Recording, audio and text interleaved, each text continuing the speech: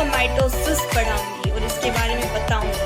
मेरे पास कुछ नोट्स हैं जो आपके लिए बहुत ज़्यादा बेनिफिशियल होंगे।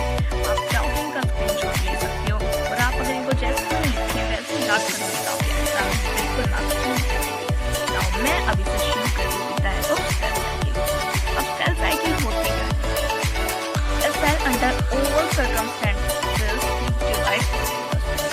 जो सेल होती ना वो हर सर्कमस्टेंस जब कोई दिक्कत है ये जो है ना हमारी सेल साइकिल के अंदर जो सेल होगी वो हमारी कंटिन्यूसली डिवाइड करती रहेगी बिना स्टॉप या non stop. Cell division is a continuous process in an organism. therefore for this a cell needs extra DNA and protein which are prepared by nucleus under controlled condition by the cell। और जो cell division है ना जैसे कि मैंने आपको बताया था एक कंटिन्यूअस प्रोसेस। क्या है हमारी सेल डिवीजन? एक कंटिन्यूअस प्रोसेस। अब अगर हमारी कोई सेल डिवाइड करेगी तो जाहिर सी बात उसके अंदर न्यूक्लियस में डिवाइड करता है और न्यूक्लियस डिवाइड करता है तो न्यूक्लियस के जो अंदर का डीएनए वगैरह होता है हमारा एक्स्ट्रा डीएनए प्रोटीन जो ये भी डिवाइड करेंगे और इनका डिवाइड करने के लिए इनका एक्स्ट्रा होना ज़रूरी है। क्या आप ये सेल में हो ना हो लेकिन ये सेल के अंदर प्रिपेयर होते हैं न्यूक्लियस के अंदर कब? सेल डिवीजन से पहले कुछ कंडीशंस के कंट्रोल में अंडर कुछ कंडीशंस के कंट्रोल में ये हमारे पास सेल के अंदर बनते हैं। ठीक है, नाउ मैं आपको फिर से एक्सप्लेन करती हूँ cell under all circumstances keep dividing continuously. जो सेल होती है ना वो हमारे पास सभी सर्कमस्टेंसेस के अंदर कंटिन्यू डिवाइड करती है। और cell division is the continuous process in an organism. जो सेल डिवीजन है वो कभी भी ऑर्गेनिज्म के अंदर नहीं रुकती। जो ह्यूमंस या फिर और ऑर्गेनिज्म है वो चाह के भी सेल डिवीजन को अपने अंदर नहीं रोक सकती। Therefore for this a cell needs extra DNA। और सेल को डिवीजन के लिए क्या चाहिए? एक्स्ट्रा डीएनए एंड प्रोटीन जो कि प्रिपेयर की जाके न्यूक्लियस के द्वारा अंडर कंट्रोल्ड कंडीशन में बाय सेल। अब देखो क्यों चाहिए सेल को? क्योंकि सेल जो है ना वो न्यूक्लियस को ट्रांसफर करती है ना। जैसे एक सेल है उसका न्यूक्लियस पहले 2 में जाएगा फिर वो सेल बनती है, राइट? तो न्यूक्लियस 2 में बनेगा तो 2 सेल में इक्वल होना चाहिए। अगर न्यूक्लियस के पास डीएनए ही थोड़ा है प्रोटीन ही थोड़े हैं तो वो 2 न्यूक्लियस कहाँ से बनेगा? इसलिए एक्स्ट्रा डीएनए और प्रोटीन बनते हैं हमारे पास सेल डिवीजन के अंदर सबसे पहले और फिर उसके बाद हमारा सेल डिवीजन ऑक्योर होता है। और cell division to occur to process in a cell take place at regular basis. Cell division के लिए ना जो हमारी सेल साइकिल होगी या फिर cell division to occur to process in a cell take place at regular basis. 2 process होंगी cell division की।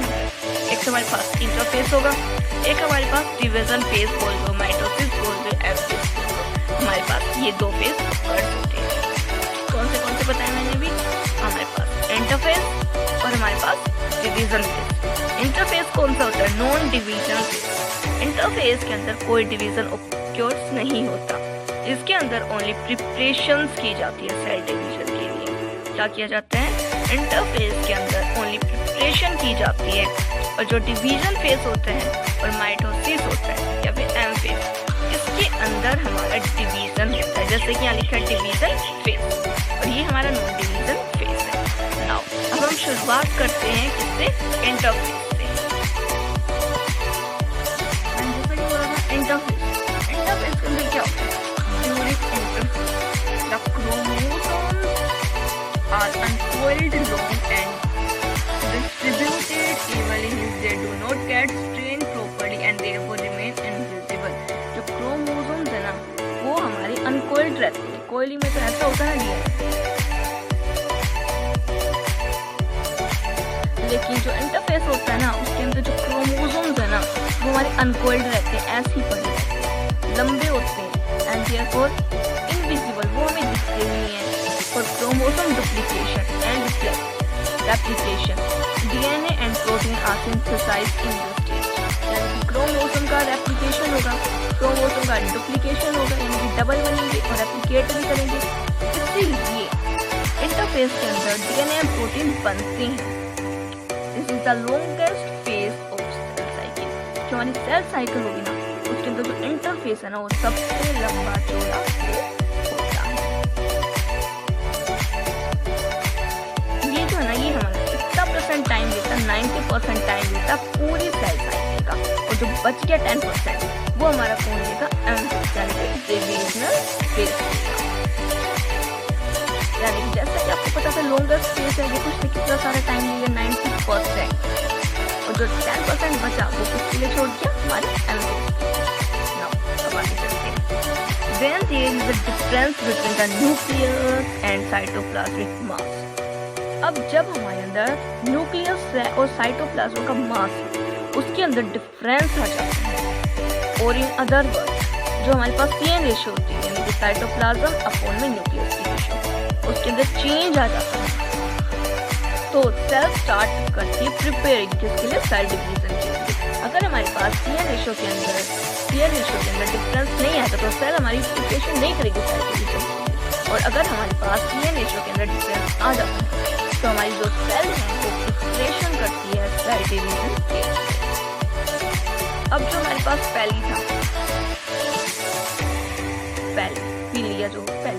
पहली डिवाइड्स इंटरफेस इनटू फॉलोइंग सब stages on the basis of their synthetic activity. अब जो हमारे पहली था ना, उसने इंटरफेस को कुछ सब स्टेजेस में डिवाइड किया, इसके अकॉर्डिंग कि कौन से स्टेज में कौन से वर्क होते उनकी सिंथेटिक एक्टिविटीज के ऊपर। ना वो फेज कौन से हमारे पास, G1 phase, S phase and G1 phase equals to first gap phase. S phase क्या होता है हमारे पास, सिंथेटिक फेज, हम S फेज को हमारा सिंथेटिक फेज भी बोलते हैं, और G2 फेज जो है ना वो हमारे पास गैप 2 फेज। नाउ मैं अब आपको एक एक करके सारे फेजेस एक्सप्लेन करती हूँ। नाउ G1 फेज, G1 जो फेज होता है उसके अंदर क्या होता है, this is called as first gap, hence it is designated as G1। ये हमारा फर्स्ट गैप फेज होता है, और इसीलिए हमने इसको डिजाइन किया किसके रूप में, एज ए G1, क्योंकि हमारा फर्स्ट गैप फेज होता है। During this phase protein enzyme basis for DNA and RNA are synthesis. इसके अंदर वो एंजाइम प्रोटीन्स बनते हैं जो डीएनए और आरएनए के सिंथेसिस के लिए कंपल्सरी होते हैं। In this phase enzyme which will be required for synthesis of DNA, इसके अंदर वो एंजाइम्स ही बनते हैं जो कि हमारे लिए मेनली, हमने क्या बोला था, रिक्वायर्ड होते हैं। वो एंजाइम प्रोटीन बनते हैं जो कि डीएनए आरएनए के लिए रिक्वायर्ड होते हैं।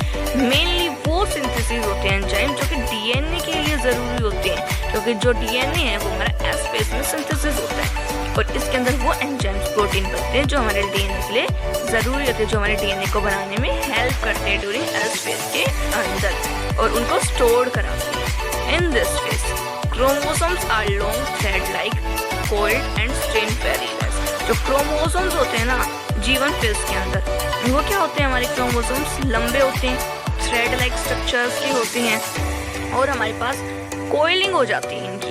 कैसे, हमारे पास कोइल के अंदर शो होती है। ये हमारे पास कोइलिंग मैंने आपको बताया था, ये हमारे पास इसकी कोइलिंग हो गई, तो ये हमारे पास कोइलिंग के अंदर शो होते हैं। और ना जो हमारा G1 फेज है ना, वो कितना टाइम लेता है, 30 से लेकर 35% टाइम ये ले लेता है। ठीक है, नाउ अब G1 फेज के अंदर मैंने आपको क्या बताया, इसके अंदर वो प्रोटीन और एंजाइम्स बनते हैं जो कि डीएनए और आरएनए को सिंथेसाइज कराने के लिए जरूरी होते हैं। मेनली वो एंजाइम प्रोटीन्स बनते हैं जो डीएनए के लिए जरूरी होते हैं, क्योंकि डीएनए हमारा एस फेज में सिंथेसाइज होता है, और ये जो हमारा एंजाइम्स को बनाता भी और उनको स्टोर्ड भी करके रखता है। इन दिस फेज जो क्रोमोसोम्स होते हैं ना, वो लंबे थ्रेड लाइक और हमारे पास कोइल्ड होते हैं, एंड स्ट्रेन पेरीलेस, यानी कि कम दिखते हैं लेकिन कोइल्ड हो जाते हैं। ये जो फेज है ना, वो हमारे पास G1 फेज कितना टाइम लेता है, वो हमारे पास 30 to लेकर 35% टाइम ये ले लेता है। पूरा इंटरफेस का 90% टाइम था, उस 90% टाइम का जो 30 to 35% है ना, वो हमारे पास G1 फेज ले लेता है। अब G1 फेज के बाद हमारे पास S फेज आता है, जिसको हम सिंथेटिक फेज भी बोल देते हैं, S फेज भी बोल देते हैं। This phase follow the G1 phase, ये G1 फेज को फॉलो करते हैं, कि उसके बाद आता है। This is also called as synthetic phase, hence it is designated as S phase. ये जो है ना, ये हमारा सिंथेटिक फेज है, इसलिए इसको S फेज से डिजाइनेटेड किया गया, डिजाइन किया गया S फेज के अंदर। In this phase histone and DNA synthesise occur, यानी कि जो हमारे पास हिस्टोन प्रोटीन है, इसके अंदर वो बनता है, हमारे पास डीएनए की सिंथेसिस होती है। ठीक है, यानी कि हिस्टोन और डीएनए आपस में एक दूसरे के ऊपर चक्कर वगैरह लगाते हैं ना, ऐसे हिस्टोन प्रोटीन के ऊपर डीएनए के जो थ्रेड्स होते हैं कोइलिंग करते हैं। नाउ अब क्या होता है, हमारे पास हिस्टोन और डीएनए सिंथेसिस होते हैं, सिंथेसिस ऑक्योर होती है which is similar to original DNA. जो हमारे पास डीएनए यहाँ पे बना है ना, वो स्पेस में जो डीएनए बना है वो ओरिजिनल डीएनए होगा ना हमारा, बिल्कुल उसके सिमिलर होगा, क्वांटिटिवली और क्वालिटिवली भी, दोनों तरह से क्वांटिटी भी सेम होगी और उसकी क्वालिटी भी सेम होगी। नाउ अब मैं आपको इसके बारे में थोड़ा सा और एक्सप्लेन करती हूँ। जैसे कि मैंने आपको बताया, इसके अंदर डीएनए सिंथेसिस और हिस्टोन प्रोटीन सिंथेसिस होगी, वो चीजें बन जाएंगी, डीएनए बन जाएगा, लेकिन इसके अंदर हमारा आरएनए एंड प्रोटीन नहीं बनेंगे। यानी कि हमारा डीएनए तो बनेगा एफ फेज में, लेकिन हमारा आरएनए और प्रोटीन नहीं बनेगा। During this period replication of cylinder chromosome take place. और जो हमारे पास सिलेंडर क्रोमोसोम्स थे ना, उनका रेप्लिकेशन भी होगा इसके अंदर। और ये जो है ना, each chromosome is made up of 2 chromatid. एक क्रोमोसोम्स होगा ना, वो 2 क्रोमेटाइड से बना होता है। ऐसे ये 2 क्रोमेटाइड हो गए ना, each chromosomes is made up of 2 chromatid length wise. और इसका कितना टाइम होता है, ये भी जीवन फेज की तरह है, 30 to 35% टाइम ले लेता है। किसका? 90% का। इंटरफेस को 90% टाइम मिला था, उस 90% का ये भी 30 to 35% ले लेता है। और जो बाकी बच रहा है वो हमारा G2 फेज लेगा। जो हमारा G2 फेज है उसके अंदर क्या होता है, it is the phase nuclear RNA, rRNA, mRNA and essential protein required for spindle formation और सिंथेसिस। जो चीज हमें चाहिए स्पिंडल के फॉर्मेशन के लिए, G2 फेज में वो चीजें बनती हैं। अब स्पिंडल फॉर्मेशन के लिए क्या क्या चाहिए होता है, न्यूक्लियर आरएनए चाहिए होता है, rRNA चाहिए होता है, और हमें mRNA चाहिए होता है, और कुछ प्रोटीन्स चाहिए होते हैं। वो सब के सब यहाँ पे सिंथेसिस होते हैं जो कि जरूरी होते हैं स्पिंडल फाइबर की या स्पिंडल फॉर्मेशन के लिए।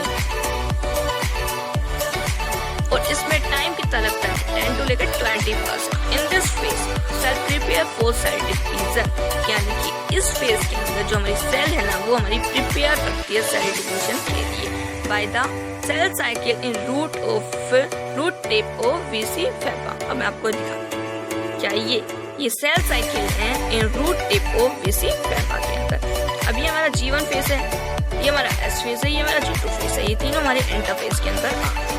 अब हमारा M फेज बचा है, या फिर माइटोटिक फेज बोल दो, ये हमारा डिवीजन फेज के अंदर आता है। अब सेल कैसे मूव करती है, अलोंग साइकिल में फ्रॉम G1 में जाएगी, फिर G1 से S फेज में जाएगी, फिर S फेज से हमारी G2 फेज में जाएगी, और G2 फेज से हमारी M फेज में जाएगी।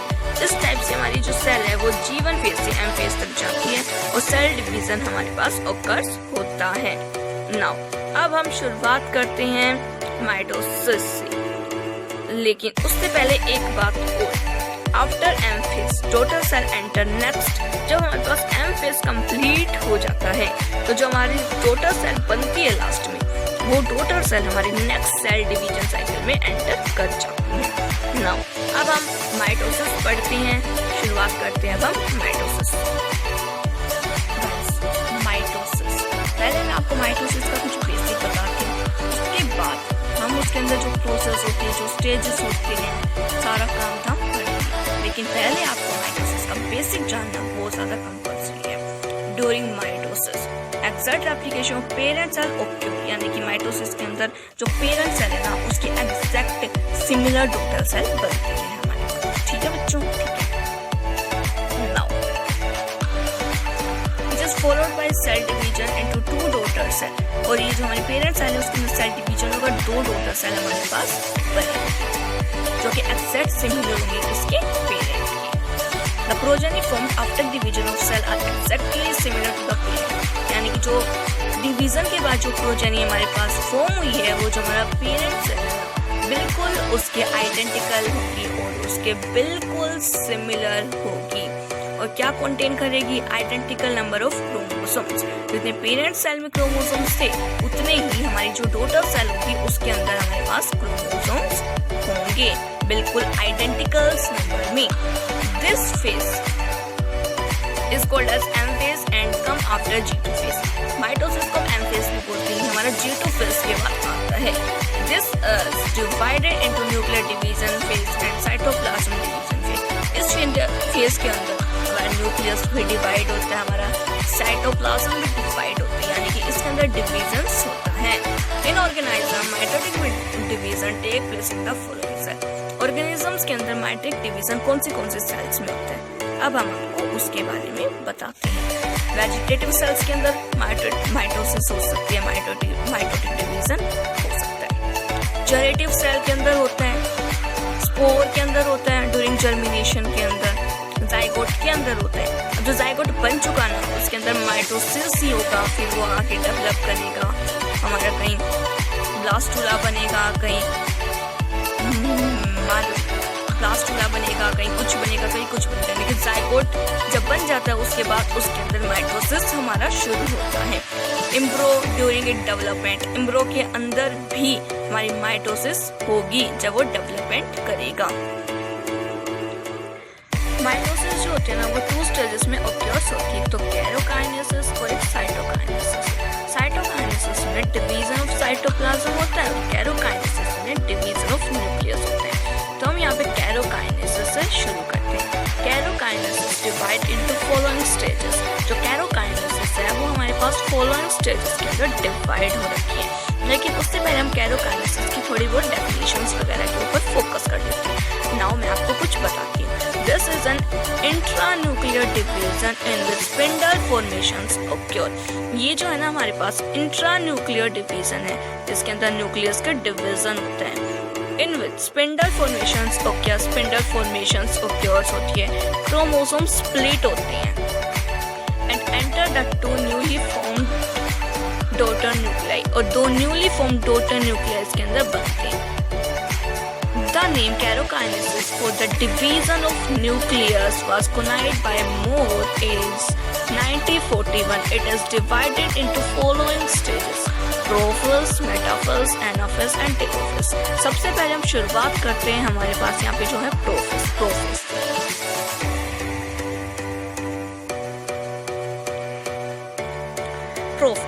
सबसे ज्यादा टाइम प्रोफेज ही लेता है इसके अंदर।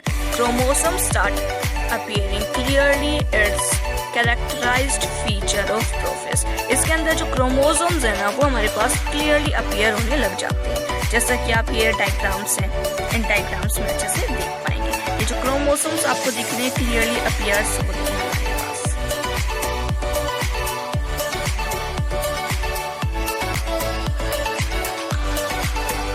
और जो क्रोमोसोम्स का क्लियरली अपीयर होना है, इसका एक कैरेक्टरिस्टिक फीचर है प्रोफेज का।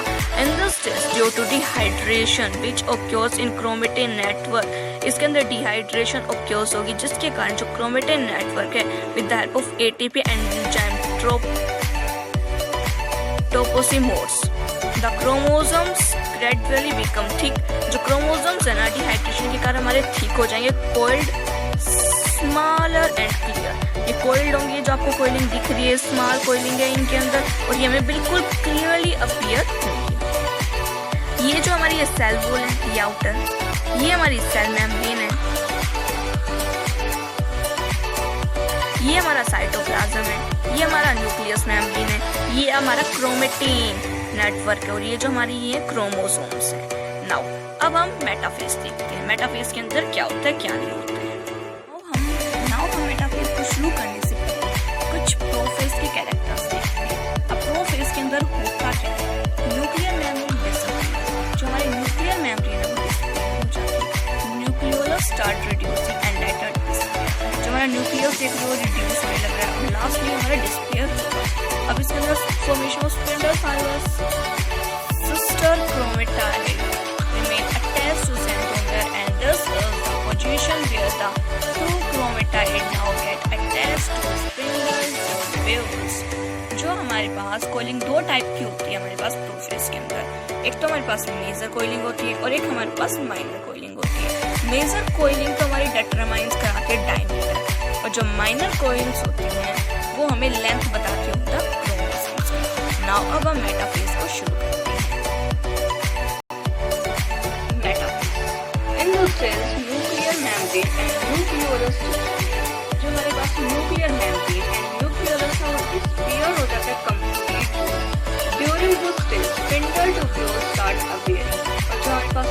ट्यूब्यूल्स थे वो हमारे अपीयर होने लग जाते हैं। This get attached to the chromosome at the centromere point. ये जो है ना स्पिंडल ट्यूब्यूल्स अपीयर हुए, जो क्रोमोसोम्स है ना वो हमारे सेंट्रोमियर पॉइंट से अटैच्ड होते हैं। ये देख पा रहे हैं आप जो हमारा न्यूक्लियस और न्यूक्लियस मेम्ब्रेन जो डिस्पियर हो गए, स्पिंडल फाइबर हमें अपीयर होने शुरू हो चुके हैं। नाउ अब जो हमारे पास chromosomes which are short and thick get arranged in the center of the equatorial plate। ये जो हमारी इक्वेटोरियल प्लेट है, तो जो क्रोमोसोम्स हमारे शॉर्ट एंड थिक थे वो हमारे कहाँ पे अरेंज होंगे? In the centre of equatorial plate. जो इक्वेटोरियल प्लेट है उसके सेंटर पे अरेंज होंगे। Each chromosomes has 2 chromatid centromere. जितने भी क्रोमोसोम्स होंगे, each chromosome has 2 chromatid centromere. जितने भी क्रोमोसोम्स हैं हमारे, उन सब के पास 2 क्रोमेटाइड होंगे and centromere, primary construction etcetera वगैरह। Chromosomes are very different since the number and morphology can be easily study at this stage. जो क्रोमोसोम्स होंगे उनकी जो मॉर्फोलॉजी होगी इस स्टेज पे हम इजीली स्टडी कर सकते हैं। तो spindle attachment region determine the morphology of the chromosome. For example जो अरेंजमेंट होगी क्रोमोसोम्स की इक्वेटोरियल प्लेट पे, जो इनकी मॉर्फोलॉजी को कैसे डिफाइन करती है अब ये देखते हैं। रोड शेप होता है एक हमारे पास जे शेप होता है, एक हमारे पास वी शेप होता है। रोड शेप के अंदर जो सेंट्रोमियर्स होते हैं वो कहाँ पे होते हैं? The centromeres locate terminally. जो सेंट्रोमियर्स होते हैं ना वो हमारे टर्मिनली लोकेट होते हैं। जे शेप में जो सेंट्रोमियर्स होते हैं वो हमारे सब टर्मिनली लोकेट होते हैं, और वी शेप में सेंट्रोमियर्स हमारे मिडरली लोकेट होते हैं। अब हम पढ़ेंगे anaphase. In mitosis the stage of shortest duration. ये जो हमारी स्टेज होती है वो बहुत ज़्यादा छोटे ड्यूरेशन होते हैं, shortest duration. Centromeres split into 2 chromosomes. जो हमारे सेंट्रोमियर्स है ना वो अलग अलग हो जाते हैं, सेपरेट हो जाते हैं इन 2 क्रोमोसोम्स में। Also get split into 2 chromatid. और ये ऑल्सो स्प्लिट होते हैं इनटू 2 क्रोमेटाइड्स के अंदर। जो हमारा क्रोमोसोम्स था वो हमारा इस टाइप से स्ट्रक्चर में था ना, अब वो हमारा स्प्लिट होके ऐसे फॉर्म हो जाएगा, अलग अलग हो जाएगा, और इनके सेंट्रोमियर्स भी हमारे सेपरेट हो जाएंगे। Now 2 chromosomes also get split into 2 chromatide. Thus each chromatide has 1 centromere. अब हर क्रोमेटाइड के पास अपना अपना सेंट्रोमियर होगा। Chromatids are short and thick at the stage. जो हमारे क्रोमेटाइड्स हैं वो छोटे होंगे और थिक होंगे एट द स्टेज के ऊपर। During anaphase the sister chromatid began to move apart. जो एनाफेज के अंदर जो हमारे सिस्टर क्रोमेटाइड है वो बहुत ज़्यादा अपार्ट हो जाएंगे, mean to move apart and towards the pole of spindles. The movement of the chromatide is due to interaction of special region on the centromere with the microtubules. अब जो हमारी chromatids है ना वो अपोजिट पोल्स की तरफ move कर जाएंगे, तो उससे तो बहुत ज़्यादा दूर होगी। मैं ये आपको डायग्राम से शो करती हूँ।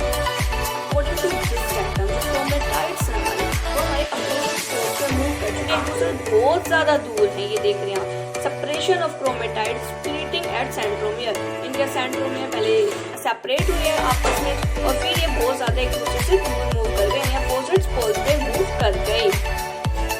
The energy need for movement is obtained from the centromere motor protein.